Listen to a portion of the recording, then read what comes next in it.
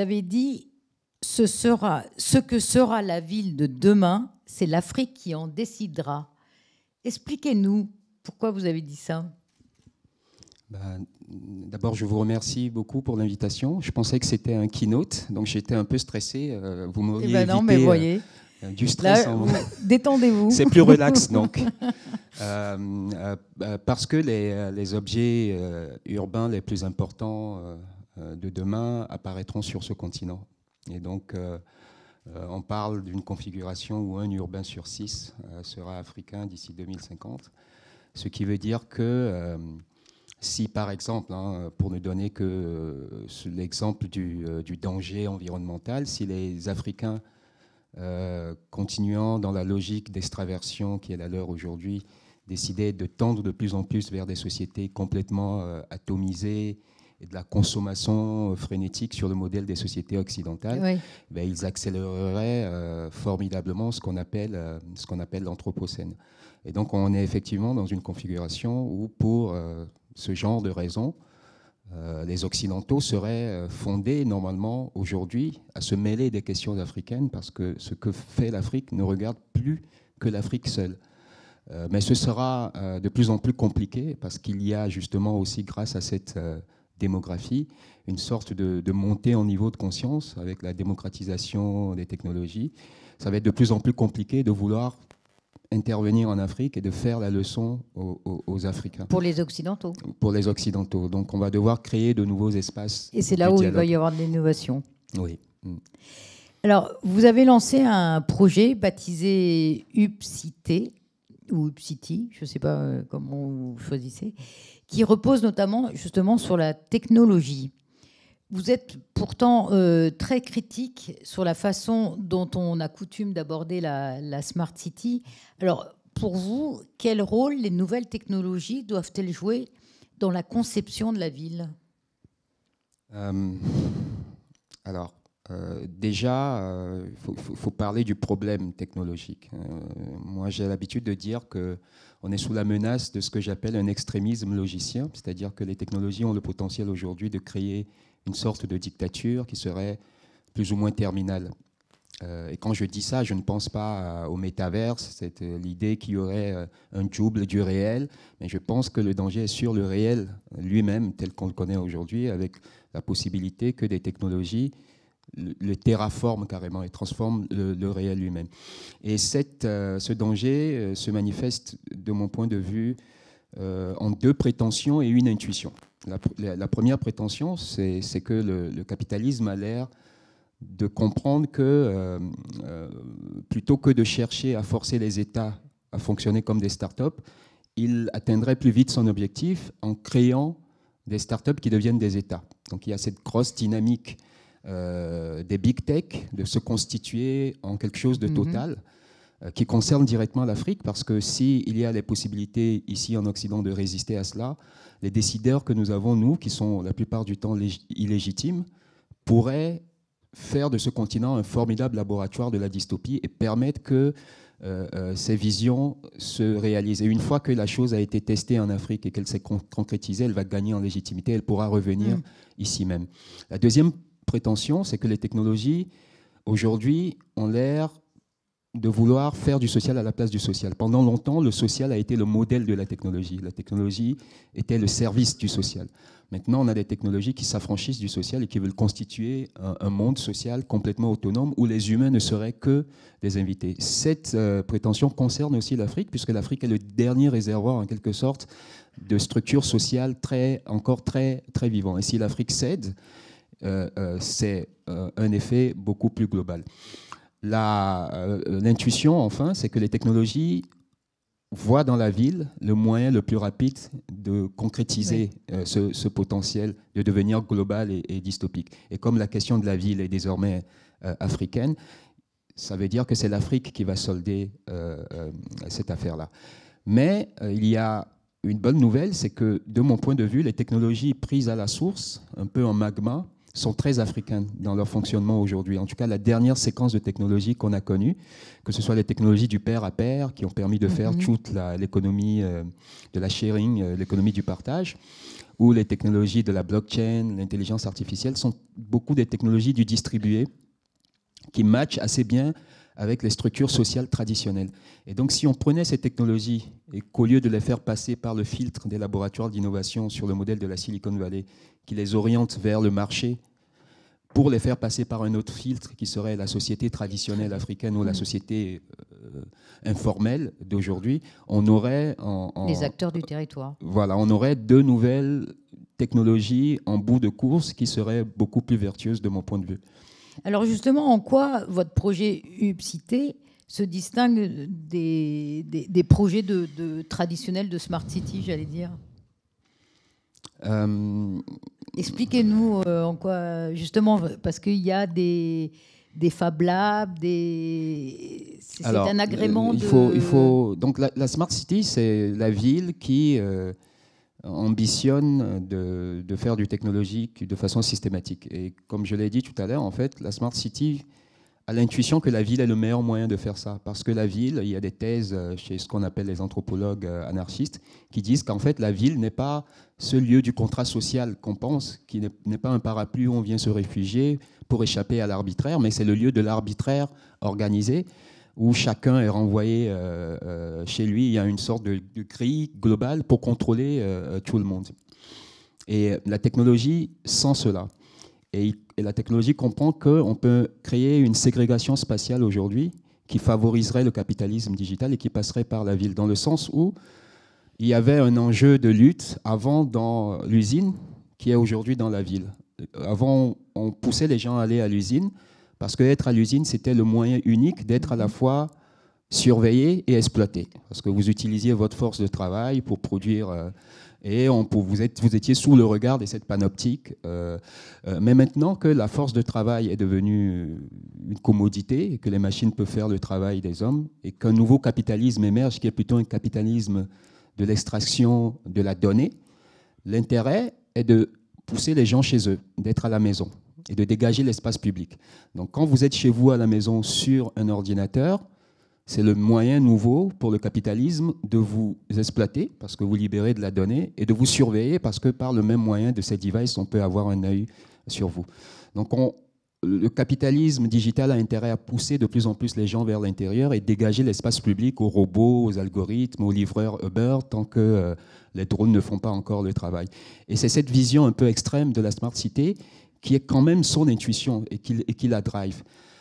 Pourtant, la technologie est une inéluctabilité. On ne va pas pouvoir faire sans. Donc, nous, ce qu'on propose, c'est un nouveau rapport de la technologie où on fait l'inverse, c'est-à-dire qu'on pousse les gens dehors et on crée du lien et on réintègre tout ce que, dans la vision dystopique que je viens de présenter, le système met en place pour limiter de plus en plus l'humain et favoriser donc sa surveillance et son exploitation. Et en fait, sur le terrain, ils innovent ensemble. Ils imaginent, ils créent. Voilà, l'idée pour ce projet UpCité, c'est de sortir de quelque chose qui est un problème aujourd'hui, qui est la grande cité mondiale. On a une sorte de communication générale qui a d'ailleurs montré ses limites à l'occasion de cette crise, puisque quand les grands accès ont été fermés et que les supermarchés se sont retrouvés tous fermés, les populations ont été en crise, mais surtout les populations riches. On a vu à ce moment-là la pauvreté de la richesse et la richesse de la pauvreté, parce que les populations informelles, elles, ont retrouvé trace du marché de rue, de la solidarité locale, et elles ont perpétué la vie. Donc ce que nous enseigne cette crise, c'est que les systèmes généralisés de communication générale sont aujourd'hui très archaïques en réalité, et qu'on devrait plutôt retourner vers ce que moi j'appelle une sorte de polycentrisme, une situation d'archipel en ville, où on recrée du localisme et on met en relation tous ces localismes-là. Et moi je propose tout simplement de mettre au cœur de chacun de ces îlots un lieu, un espace d'innovation.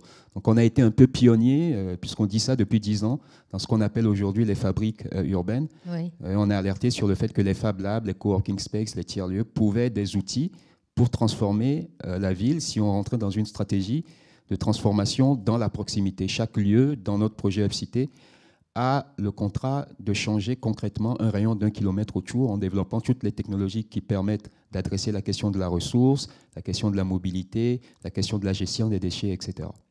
Mais j'y pense là, est-ce que finalement dans les quartiers informels, dans l'informel, il n'y a pas un peu l'origine aussi des fois justement de ces Fab Labs, de ces makerspace et autres quelque part, parce qu'il y a des innovations qui sortent de ça.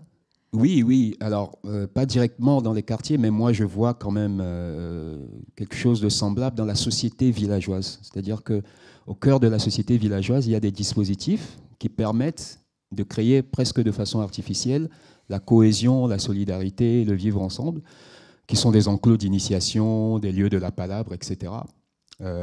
Mais qui fonctionnent aussi un peu comme des incubateurs. Parce que dans l'enclos d'initiation, par exemple, on met tous les jeunes ensemble et on essaie d'identifier quel est le potentiel de chaque jeune et de l'orienter un peu dans la vie. Et ce qui est déclenché dans l'enclos d'initiation sert l'entièreté du village. Donc on peut se dire qu'on peut utiliser les lieux d'innovation qui apparaissent aujourd'hui un peu comme des dispositifs qui fonctionneraient pour la ville de la sorte. Alors, bon, manifestement, vous appelez à ce que les villes africaines abandonnent vraiment les standards occidentaux qu'elles ont un peu l'habitude de suivre aujourd'hui.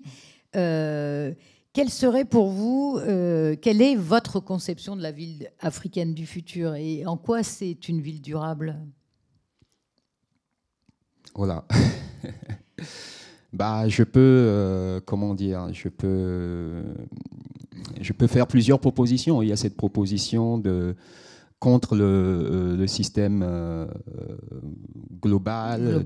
De tendre vers quelque chose de plus en plus désintriqué de la grande cité mondiale pour recréer de la possibilité de vernaculaire, pour proposer de la vernacularité.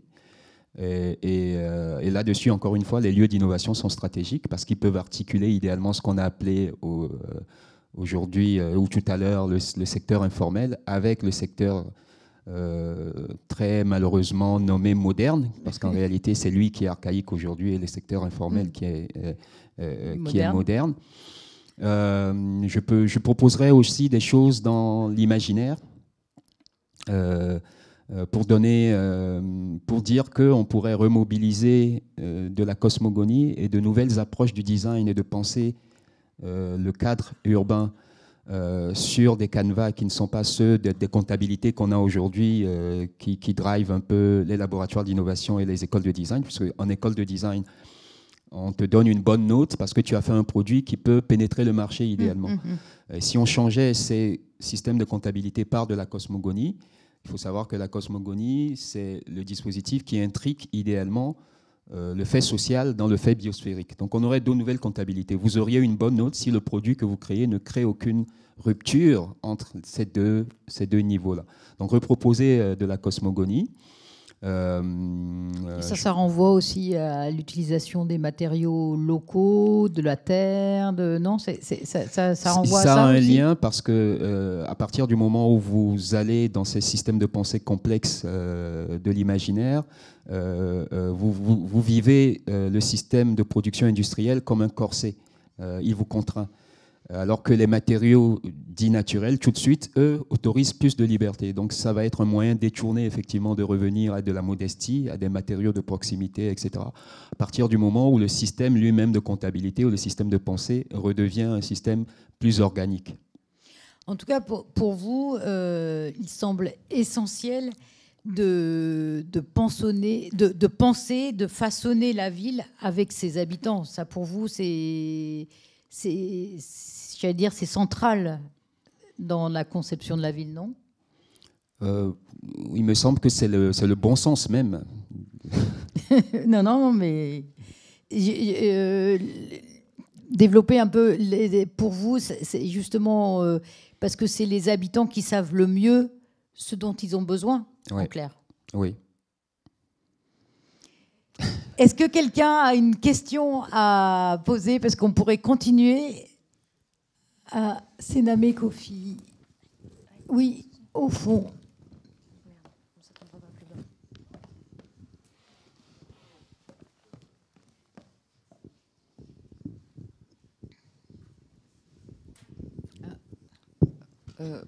bonjour. Pour compléter un peu ce qui vient d'être dit et comprendre aussi vos propos que je trouve fort pertinents, moi j'ai eu comme expérience de pouvoir observer des programmes de développement de logements sociaux pour faire diminuer une part des bidonvilles. Et en fait, sur le terrain, quand on voit ces logements sociaux qui étaient adressés à une catégorie de personnes défavorisées qui vivaient dans la pauvreté, ils ont pu avoir accès à ces logements sociaux, mais pourtant ils ne sont pas restés dans ces logements sociaux. Et on peut se poser la question, pourquoi ? Parce que dans ces logements sociaux, il manquait un élément essentiel, la cour. La cour, parce que un habitat n'est pas simplement un lieu où on vient dormir, on vient s'y reposer, on vient y manger. Alors je dis pas, on ne va pas généraliser dans toute l'Afrique. Il y a des villes où c'est comme ça, il y a des endroits où c'est comme ça, mais il y a dans une partie de la ville, la cour est essentielle. Elle est essentielle parce qu'elle produit une activité économique. La cour, tout d'un coup, c'est la cour où l'on vient se coiffer. C'est la cour où on prépare des plats qu'on va aller vendre. Il y a toute une activité qui se développe. Chez certains, la cour, ça va être justement de pouvoir recycler, réparer, etc. Et donc, si aujourd'hui on veut une ville, et si on veut des villes comme nos villes à nous, on est à peu près sûr que ça va aller à l'échec.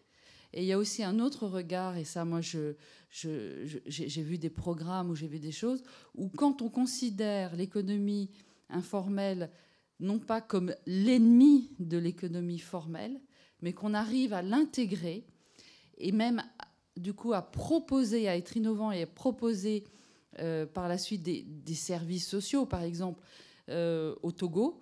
Alors, je ne sais pas si ça va se développer ou si ça va être efficace, mais dans le marché, prendre une place au marché, avoir la location d'un emplacement, permettrait, c'est en cours, permettrait d'avoir aussi des services de santé. C'est-à-dire que dans la location, vous intégrez le fait que la santé vous sera assurée. Et pourtant, d'une certaine manière, vous êtes encore dans une économie informelle. Et donc, je crois que le maître mot est vraiment l'innovation et aussi avoir un regard respectueux de la manière dont les gens qui sont dans une pauvreté essayent de s'en sortir et de trouver des solutions et d'avoir un véritable accompagnement. Voilà. Une réaction, Sanami ? Non, je trouve l'exemple intéressant parce qu'elle me paraît, comment dire, elle ne me paraît plus d'actualité en réalité. Parce que je ne sais pas de quel contexte vous parlez, mais la population qui refuse un habitat social parce qu'il n'y a pas de cour, c'est une population qui a encore le luxe de pouvoir refuser cela. Et de plus en plus, ce luxe-là, on ne l'aura plus. Et on va devoir...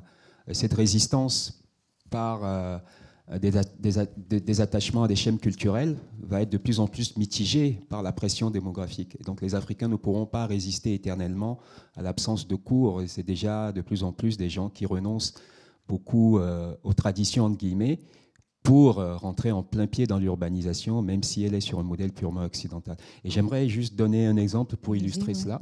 L'exemple du pangolin, ça ne va pas être long. Parce que j'aime bien rappeler que ce que nous vivons, si nous avons tous des masques aujourd'hui, c'est directement une crise de la cosmogonie en réalité, puisque le pangolin, vous le savez peut-être, est un animal clé chez plusieurs populations d'Afrique, notamment d'Afrique centrale, chez les Lélés par exemple. C'est le pangolin, le démiurge qui a apporté la civilisation, c'est lui qui éduque presque à tout, hein. L'architecture chez les Lélés est pensée sur l'observation du pangolin. Le pangolin nous apprend des règles morales. C'est un animal qui se laisse mourir en captivité, donc il nous apprend la résistance et l'irréductibilité. C'est un animal qui rend sa tête dès qu'il est surpris, donc il nous apprend la honte et à nous sentir comptables, à avoir un peu de conscience.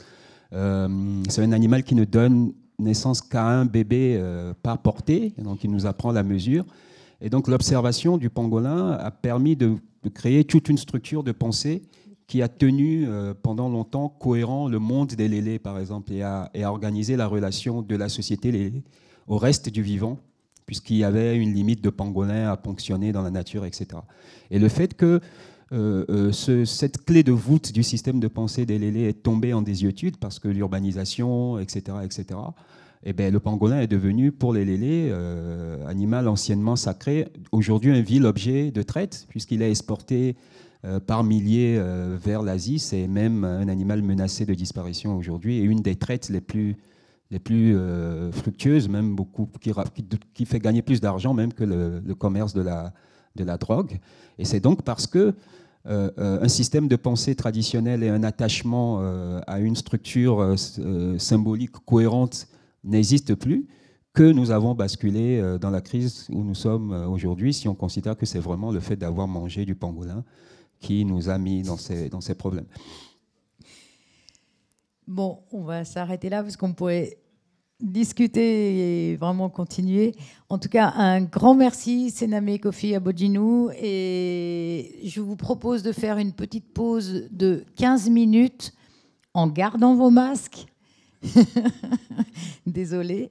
Et de bien revenir, d'être là dans 15 minutes. Merci beaucoup.